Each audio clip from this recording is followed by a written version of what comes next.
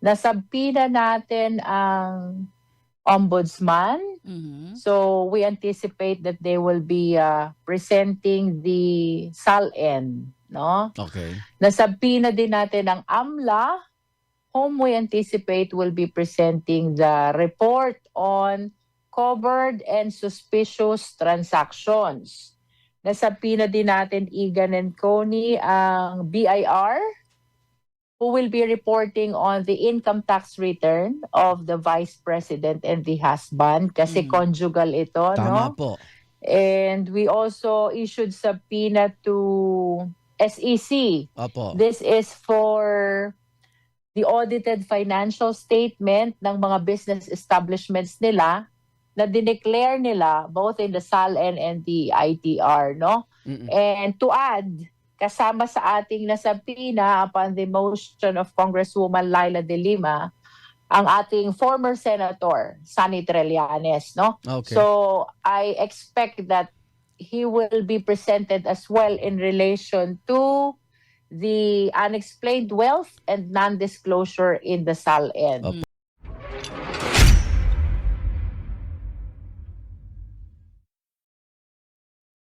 One-on-one. Thank you Walang po. personal. Yes, Wala ma'am. Wala talagang personalan Okay, ito. ilang araw na matapos yung naging hearing ninyo at may susunod nga po, April 22.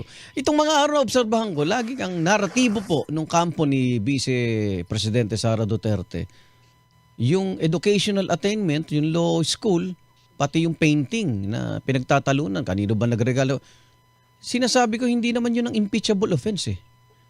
I agree with you. Nakakalimutan I agree with yata you, nila. Igan. Hinihintay kong sagutin nila yung COA na notice of disallowances na dapat pala ibalik na sa gobyerno yung pera. 400 milyong piso mahigit yun.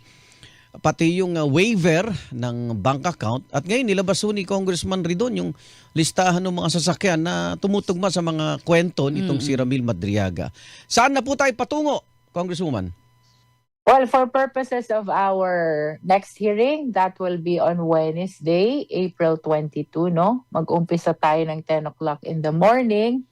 Nasabpina natin ang ombudsman. So we anticipate that they will be presenting the SALN, no? Okay. Nasabpina din natin ang AMLA, whom we anticipate will be presenting the report on covered and suspicious transactions. Nasabpina din natin Egan and Coney ang BIR, who will be reporting on the income tax return of the vice president and the husband kasi conjugal ito, Tama no? po. And we also issued subpoena to SEC.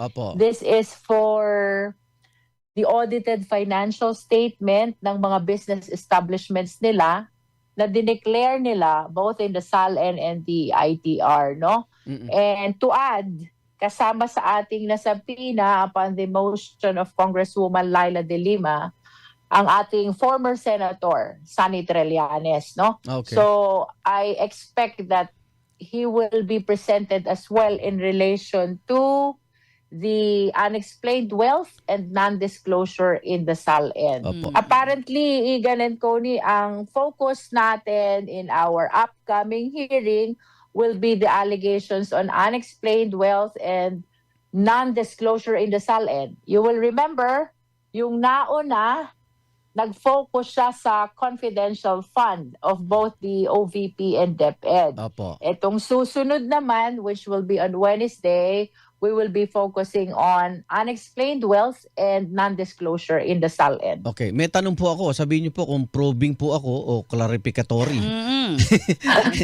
Nabanggit niyo po yung sa AMLAC kasi meron akong nababasang mga legal position o mga pag-question po. Hindi ho ba parang ang AMLAC daw po pag hiningi niyo na yung kanilang record, parang karapatan daw ho yun ng Senado sa trial na po? Tama po ba o nasa House pa rin meron din Probing kayong na ba kayo? jurisdiction sa AMLAC po, Congresswoman?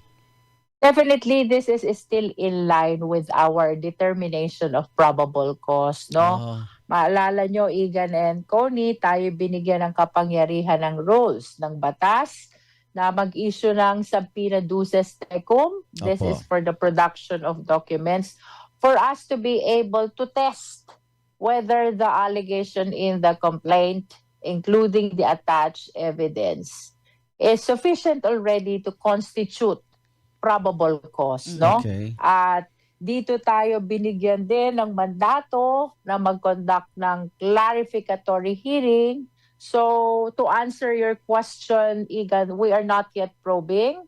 We are determining probable cause Okay. only, Ay, no? Alright. safe pala yung tanong ko, hindi maaalis sa record. Oo. Ako, ma'am, ang tanong ko lang, ididetalye na ba yung laman nun o hindi? Hindi po pwede. Ko-confirm lang. I-confirm lang na ito yung kanya talaga na mga bank records and yung sa SALN. At wala pa kaming maririnig on Tuesday or Wednesday rather, ng 22nd, ng mga detalye ng laman po nito. Basically, ang ni-require natin from AMLA is a report on covered transaction Mm-mm. and suspicious transactions. Ah. Pag sinabi nating covered transactions, this is 500,000 and above, no? Mm-mm. Pag suspicious transactions naman, regardless of the amount, merong basis si AMLA Mm-mm. to require a report from the bank, no?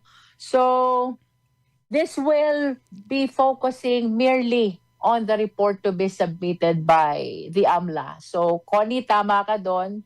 Confirmatory lang. The Mm. questions will be limited to what appears only in the Okay. report of the AMLA. Mhm. Pero may pending petition sa ITR, di ba, Congresswoman? That's correct, no? Yan ay yung nasa Regional Trial Court of Quezon, Quezon City. City. Yes, Opo, oo. opo. The purpose is specifically is to stop the BIR from producing the ITR, the income tax return. Mm. Mm-mm. But apparently, ito po'y submitted na sa atin.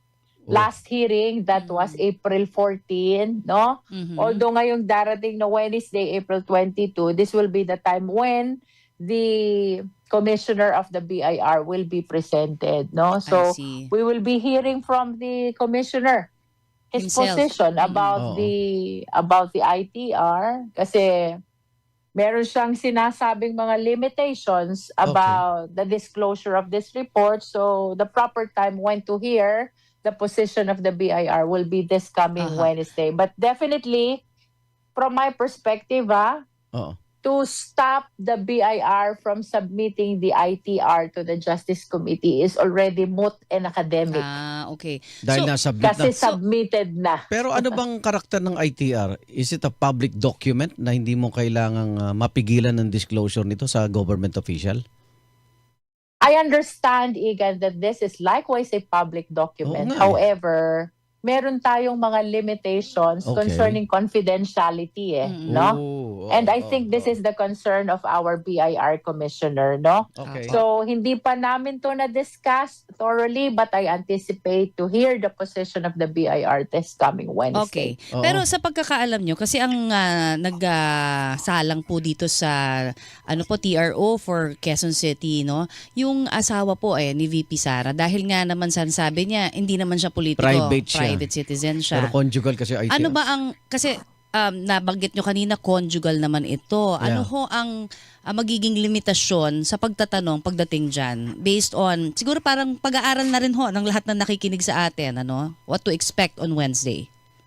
Apparently, Connie, tama doon si Igan conjugal to. Mm-mm. Which means that yung property or income ng Vice President is considered as property and income also of the husband. Mm-mm. And it is on this light na ang sabpina natin is not just those concerning the Vice President.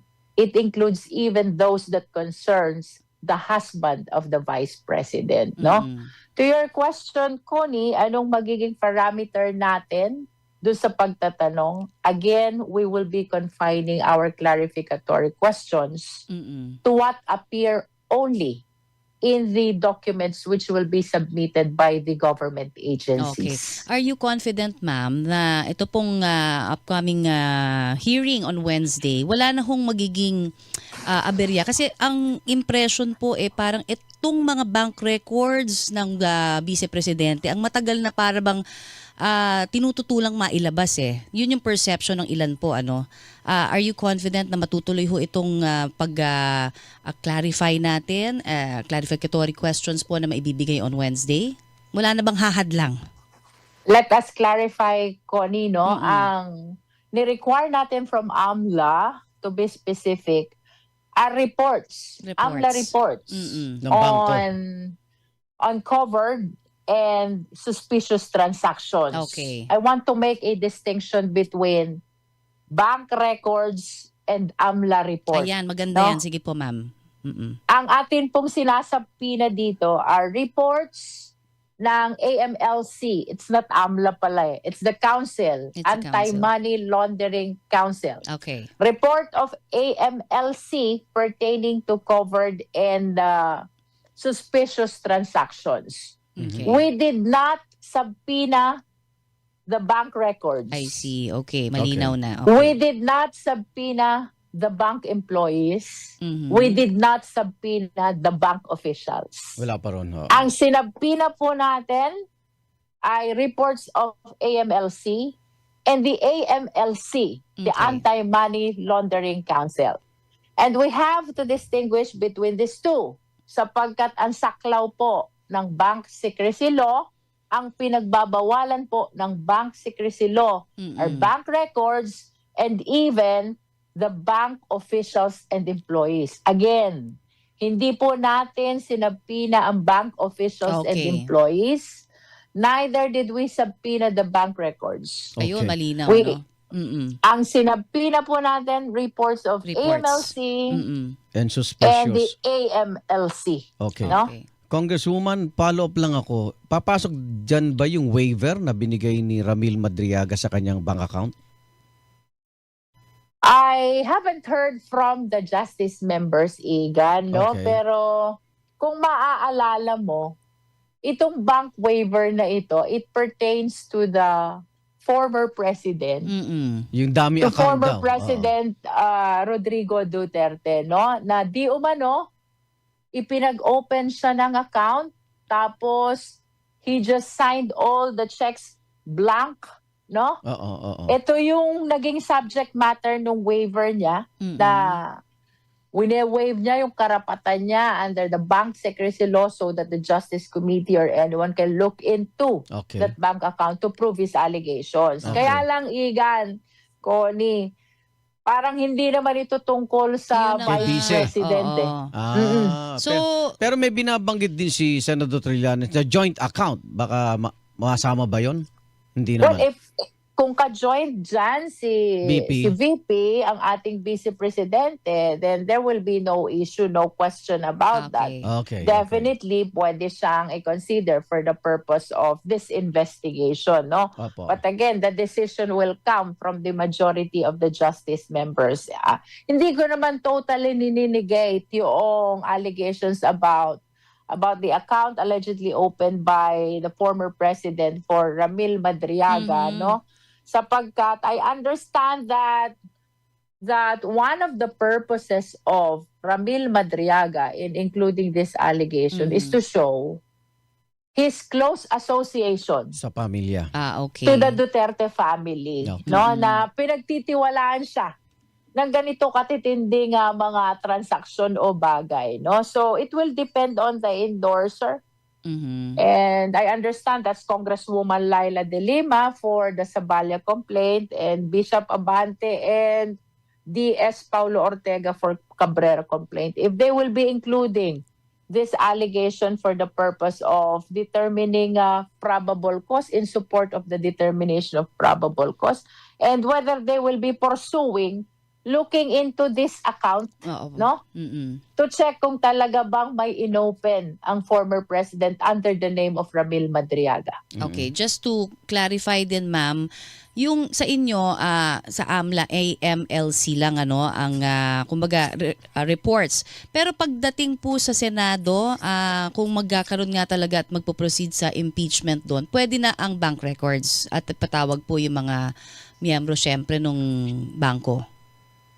Alam mo, even during this time, no, we are of the belief that this is an impeachment case already. Oo. No? Opo. That is in line with the Francisco ruling and the Duterte versus House of Representatives jurisprudence na nung ma-refer, the process of initiation was completed. No? Okay.